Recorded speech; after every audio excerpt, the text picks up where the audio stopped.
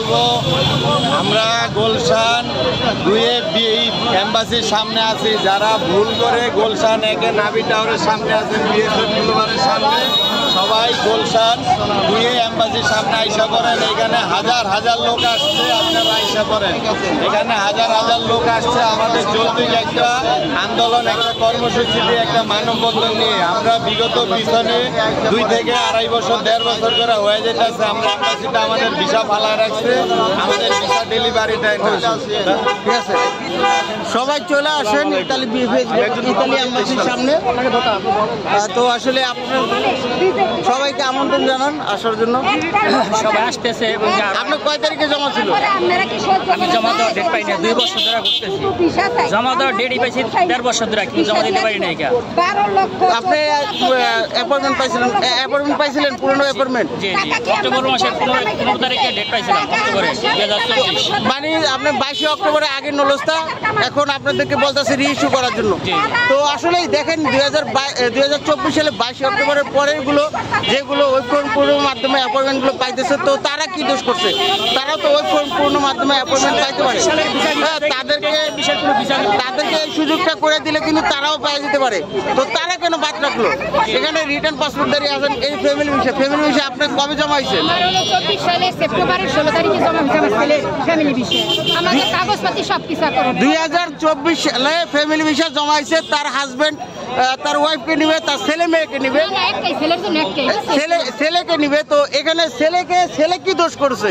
তো family visa আজকে 1.5 বছর 2 বছর লেগে যায়। এটা কোথাও বাংলাদেশ ছাড়া অন্য কোনো রাষ্ট্র নেই। দেখলে তো বিষয় যে কোনো একটা তো দিবে, তারা কিছুই বলে না। অনলাইনে চেক করলে বলে যে আপনার বিষয়ে আমাদের এম্বাসিতে প্রসেসিং আছে। প্রসেসিং কয়দিন লাগে? 2 বছর। প্রসেসিং কয়দিন লাগে? একটা বিষয় প্রসেসিং করতে কয় বছর লাগে?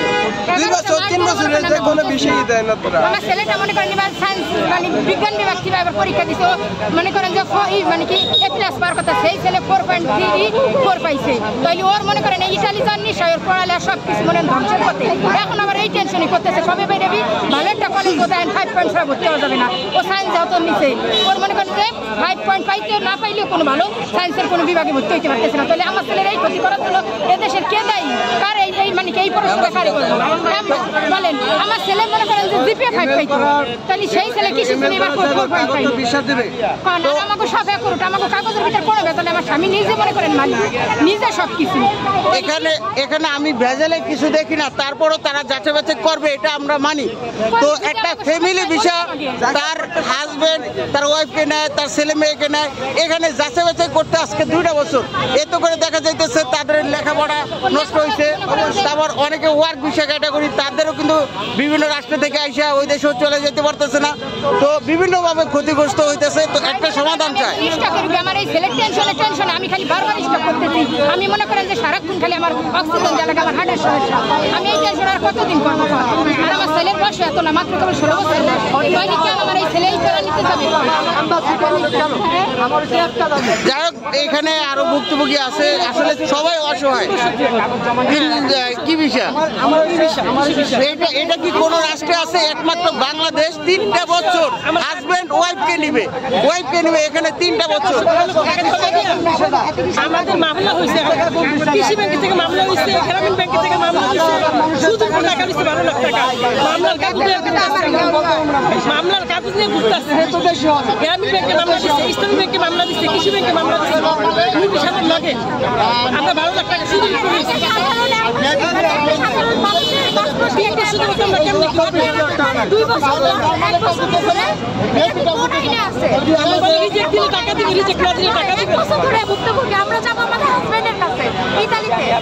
ওই একই কথা, তার হাজবেন্ড ওয়াইফকে নিবে, তার ছেলে মেয়েকে নিবে। এখানে 2 বছর 3 বছর, এটা জবাব যদি সে দিতে পারে তো দিক। ইতালি এম্বাসি সে কি জবাব দিবে, এটা আমরা সবাই নিয়ে মাথা নত করে যাবো এখান থেকে। ওইটা একটা জবাব দিক আমাদের লিখিত আকারে।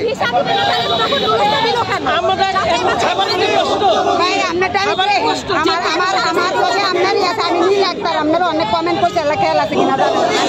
আমার ছেলের জন্য আমি মা হইয়া রাস্তায় নামছি। আমাদের ভিসা যদি ছেলের জন্য মা রাস্তায় নামছি, 12 লক্ষ টাকা দিয়ে আমাদের এক বছর ধরে ডুবাইতেছে কেন?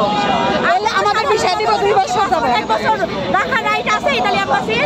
কোন দেশের পাসপোর্ট আমরা শোনেন লালন ভাই আমবাসী নিচে নামে আমরা ভিতরে আর কেউ যাবো না হেরা নিচে নামে আমরা কি করতে এখন এটার জবাব আসলে আপনারা ইতালি অ্যাম্বাসিডরের কাছে আন্তোনিও আলেসান্দ্রোর কাছে জবাবটা চাইবেন যে আমার দোষটা কি, আমি যদি আমাকে দোষটা দেখাতে পারেন আমি এখান থেকে চলে যাবো।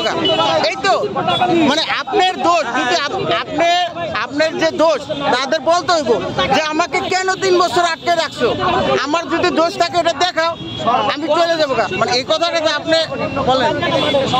আমাদের দোষ তারা তো মনে করেন দেখাইতে পারতো না, কারণ আমরা অরিজিনাল কাগজ জমা দিছি, তারাই মনে করেন ইচ্ছে করে আমাদের ছেলে কাগজগুলো গুলাইতেছে। কারণ আমরা এমন কথা শুনছি যে 1 মাস পরে যে অ্যাপার্টমেন্ট নুলস্থরা জমা নেয় যাচাই করে অরিজিনাল হইলে এরা বলে জমা নেয় আর নাইলে রিজেক্ট করে দেয়। অরিজিনাল হইলে 1 মাস পরে অ্যাপার্টমেন্ট জমা নেয় আর নাইলে রিজেক্ট। আমার ছেলে 2023 সালে চট্টগ্রাম বিএফএসে নুলস্থা এবং পাসপোর্ট আমরা ভিআইপি ভাবে 20,000 টাকা ফি দিয়ে জমা দিচ্ছি। আজ 1.5 বছর হয়েছে, 2023 সালে ডিসেম্বরে জমা দিতে। যাই হোক, এখন আমরা তারা আমাদের দিশা দিবে ভাই, কোনো রিজেক্ট নাই। মানুষ এতদিন অপেক্ষা করার পরে কোনো রিজেক্ট নাই, শুধু ভিসা আর ভিসা, কোনো কিছু না। এখন আমি একটা কথা বলতে চাই সবার উদ্দেশ্যে, ইতালি অ্যাম্বাসি যে গতকাল একটা নোটিশ দেখেছেন, তো আপনারা কি চোর না ডাকাত? আপনারা কি চোর? তারা কেন বন্ধ করবে? একটা জবাব দিবে। বন্ধ করা কি একটা সমাধান? বন্ধ করা কি সমাধান? 3 বছর যাবত আপনাদেরকে ঝুলাই রাখছে, তারপর তারা বন্ধ করে দেয়। আমি বলতে চাই 2023 সাল থেকে ইতালি অ্যাম্বাসিডর যে উনি আসছে টাকলায়, এই টাকলার আসার পরের থেকে বাংলাদেশের বিকাশ জটিলতা শুরু হয়েছে। উনি যেই দেশে ছিল ওই দেশেই সমস্যা করছে। 2023 সালে আগস্ট মাসের পর থেকে একটা বিষয় দিতেছে না। 2024 সালে অ্যাপার্টমেন্ট ভুক্তভোগী যারা আছে কোনো অ্যাপার্টমেন্টে নিতেছে না, একটা মেসেজও আইতেছে না। এখন মালিকের স্ত্রী দিয়ে চেক করলে স্টেপ পাইছি লেখা দেখায় সব ঠিক আছে, বলতেছে আমরা দ্বিতীয়বার আন্দোলন করছি, ওনারা বলছে সুই আপডেট করতে। ইটালি থেকে বলতেছে সুই আপডেট বলতে কিছু নাই। সুই আপডেট বাংলাদেশে এম্বাসিতে সমস্যা। আমাদের এখান থেকে কাগজ যাচাই বাছাই করে নুলস্থা উঠছে, ওয়ার্ক পারমিটগুলো উঠছে, তো সমস্যা বাংলাদেশে।